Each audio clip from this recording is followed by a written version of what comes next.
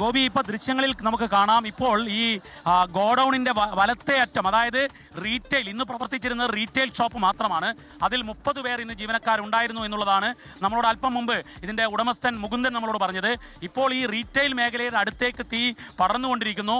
Fire engine, കൂടുതൽ fire എഞ്ചിനുകൾ എത്തി അതിൻ്റെ പ്രവർത്തനം മുന്നോട്ട് പോകുന്നുണ്ട്. പക്ഷേ എന്നാൽ ഈ ഘട്ടത്തിലും നഗരത്തിൽ മതിയായ ഫയർ എഞ്ചിനുകൾ ഇല്ല എന്നുള്ള വസ്തുത നമ്മൾ എടുത്തു പറയേണ്ടതുണ്ട്. മറ്റൊന്ന്, ഈ കെട്ടിടത്തിൻ്റെ അശാസ്ത്രീയത നമ്മൾ ഈ ഘട്ടത്തിൽ പറയാതെ വയ്യ. കാരണം ഇത്രയും വലിയൊരു തീപിടുത്തത്തിൽ ഫയർ എഞ്ചിന് വെള്ളം അകത്തേക്ക് ചീറ്റാനുള്ള, അത് വല്ലയിടത്തും പൊട്ടിപ്പൊളിഞ്ഞ് കിടക്കുന്ന ഗ്യാപ്പിലൂടെ മാത്രമാണ് വെള്ളം അകത്തേക്ക് ചീറ്റാൻ പറ്റുന്നത് എന്നുള്ള പ്രശ്നം കൂടിയുണ്ട്. നമുക്ക് ഈ ഘട്ടത്തിൽ ഇതിൽ ആദ്യം തന്നെ ഇവിടത്തേക്ക് ഓടിയെത്തിയ ഒരു വ്യാപാരി നമ്മളോടൊപ്പം ചേരുകയാണ്. നിങ്ങൾ 4:10 എത്തിയല്ലേ? 4:10 4 മണിൻ്റെ ശേഷം എൻ്റെ ഒരു സ്റ്റാഫ്, ലേഡി സ്റ്റാഫ് ബസ് കയറാൻ വന്നപ്പോൾ വിവരം കണ്ടപ്പോൾ ഓടി വന്നിട്ട് എന്നെ പറയുന്നത്. അത് പ്രകാരം ഞാൻ വരുമ്പോൾ അടുത്തുള്ള കടക്കാരെ സാധനം മാറ്റാനൊക്കെ. നിങ്ങൾ വരുമ്പോൾ എന്താ കാണുന്നത്? ഞാൻ വരുമ്പോൾ ആ സെൻറ്ററിൽ നിന്ന് നമ്മൾ ഇപ്പോഴത്തെ ഗോഡൌണിൻ്റെ ഇടത്തെ അറ്റത്ത് നടുഭാഗത്താണ് തീ പിടിച്ചത്. നടുഭാഗത്താണ് ആദ്യം തീ പിടിച്ചത്. തീ പുക വന്നുകൊണ്ടിരുന്നത്. പിന്നീടാണ് ഫയർഫോഴ്സ് എത്തിയപ്പോഴത്തേക്ക് പിന്നീട് അങ്ങോട്ടേക്ക് മെഡിക്കൽ ഷോപ്പിൻ്റെ അങ്ങോട്ട് പോയി, PVC മെഡിക്കൽ ഷോപ്പിൻ്റെ. ആദ്യ ഫയർഫോഴ്സ് എത്ര മണിക്ക് എത്തി? ഒരു 4:15 ആയിരുന്നു. അതായത് ഒരു എഞ്ചിൻ മാത്രമാണ് എത്തിയത്. പിന്നെ അത് കഴിഞ്ഞ് രണ്ടാമത്തെ എഞ്ചിൻ എപ്പോൾ വരുന്നു? 4:26, 27 എപ്പോഴാണ് വന്നത്, രണ്ടാമത്തെ വന്ന്. പക്ഷേ ഇവർക്ക് എവിടെ നിന്നാണ് അടിക്കേണ്ടതെന്നുള്ളൊരു ഐഡിയ വരുന്നില്ല. കാരണം എന്താണെന്ന് പറഞ്ഞാൽ മുകളിൽ സീലിങ്ങും കൺസൾട്ട് ചെയ്തുകൊണ്ട് അങ്ങനെ ഒരു തവണ സ്റ്റെയർ കേസിൻ്റെ ഉള്ളിൽ കൂടെ കയറിയൊക്കെ അടിക്കാൻ കഴിയാൻ വീണ്ടും തിരിഞ്ഞടിച്ച് ഇറങ്ങിയിട്ട് പുറത്തു കൂടെ അടിക്കുകയാണ് ചെയ്യുന്നത്. ഗോപി, ഈ ദൃശ്യങ്ങളിൽ ഇപ്പോൾ കാണാം നമ്മുടെ ഷിജു ചവറ ക്യാമറാമാൻ തത്സമയ ദൃശ്യങ്ങൾ. ഇത് ആളി പടരുകയാണ് തീ. അതായത് ഏതാണ്ട് 2 മണിക്കൂറോളമായി അഗ്നിശമന സേനയുടെ കിണഞ്ഞ പരിശ്രമം, ആ കഠിനാധ്വാനം ഫലം കാണുന്നില്ല എന്നുള്ളതാണ് നമ്മൾ ഈ ദൃശ്യങ്ങളിൽ കാണുന്നത്. കാരണം നടുഭാഗത്ത് ഉണ്ടായ തീ വലത്തെ അറ്റം വരെ പോയി. അത് കഴിഞ്ഞ് വീണ്ടും ഇങ്ങോട്ടേക്ക് ഈ റീറ്റെയിൽ മേഖലയുടെ അടുത്തേക്ക് തീ ആളിപ്പടരുന്ന ദൃശ്യങ്ങൾ. നമുക്ക് വീണ്ടും ഫയർ എഞ്ചിനുകൾ എത്തുകയാണ്. മലപ്പുറം ജില്ലയിൽ നിന്നും എയർപോർട്ടിൽ നിന്നുമുള്ള ഫയർ എഞ്ചിനുകൾ എല്ലാം തന്നെ അവിടെയുള്ള പ്രവർത്തനത്തിന് ആവശ്യമായ 2 യൂണിറ്റുകൾ ഒഴിച്ചുള്ളതെല്ലാം ഇങ്ങോട്ടേക്ക് വന്നു കഴിഞ്ഞു.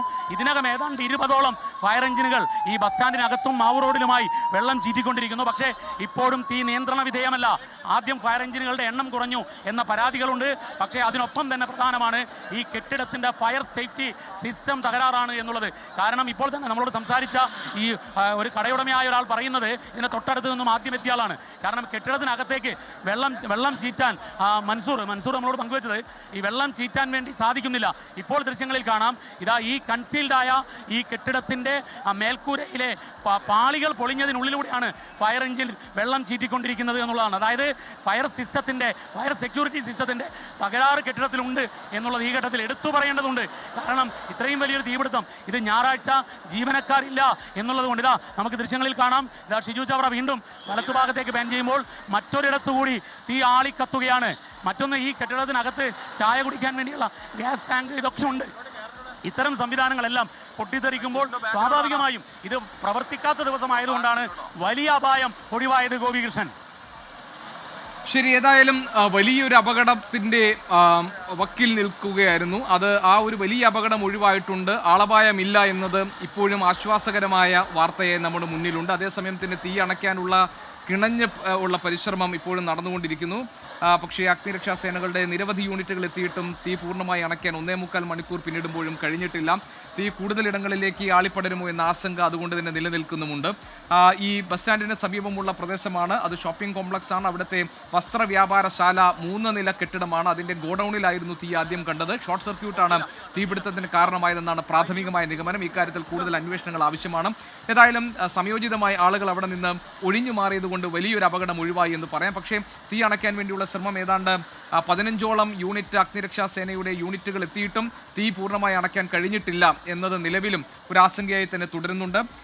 കോഴിക്കോടിന് പുറത്ത് കണ്ണൂർ, മലപ്പുറം, അതുപോലെ തന്നെ കോഴിക്കോട് റൂറൽ എന്നീ പ്രദേശങ്ങളിൽ നിന്ന് കൂടുതൽ അഗ്നിരക്ഷാ സേനയുടെ യൂണിറ്റുകൾ വരാൻ പോകുന്നു. ഇപ്പോൾ മലപ്പുറത്ത് നിന്നുള്ള യൂണിറ്റുകൾ കൂടി എത്തിയിട്ടുണ്ടെന്നാണ് നമുക്ക് മനസ്സിലാക്കാൻ കഴിയുന്നത്.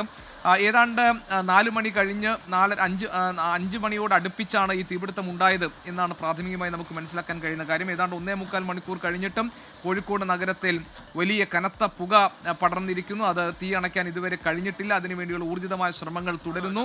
അവിടെ ഉണ്ടായിരുന്ന സ്വകാര്യ ബസ്സുകൾ സുരക്ഷിതമായ മറ്റൊരിടത്തേക്ക് മാറ്റിയിട്ടിട്ടുണ്ട്. ജനങ്ങളോട് അവിടെ നിന്ന് മാറിപ്പോകാൻ പറഞ്ഞിട്ടുണ്ട്.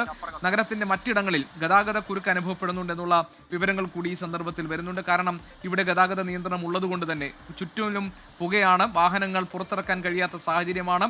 അതിനോട് ചേർന്ന് നിൽക്കുന്ന 2 റോഡുകൾ, മാവൂർ റോഡും തൊട്ടപ്പുറത്ത് പാളയം റോഡുമുണ്ട്. അതുകൊണ്ട് അവിടേക്കൊക്കെയുള്ള വാഹനങ്ങളുടെ നീക്കം തടസ്സപ്പെട്ടിട്ടുണ്ടാകും സ്വാഭാവികമായും. അതുകൊണ്ട് തന്നെ നഗരത്തിന്റെ മറ്റ് പ്രദേശങ്ങളിൽ അതിന്റെ ഭാഗമായി ഗതാഗത കുരുക്ക് അനുഭവപ്പെടുന്ന സാഹചര്യവുമുണ്ട്. കോഴിക്കോട്ട് തീ പടരുകയാണ്. ഇപ്പോഴും തീപിടുത്തം തുണിക്കടയിലാണ് ഉണ്ടായത്. തീ അണയ്ക്കാൻ വേണ്ടിയുള്ള ശ്രമങ്ങൾക്ക് അഗ്നിരക്ഷാ സേനകൾ നേതൃത്വം കൊടുക്കുന്നു.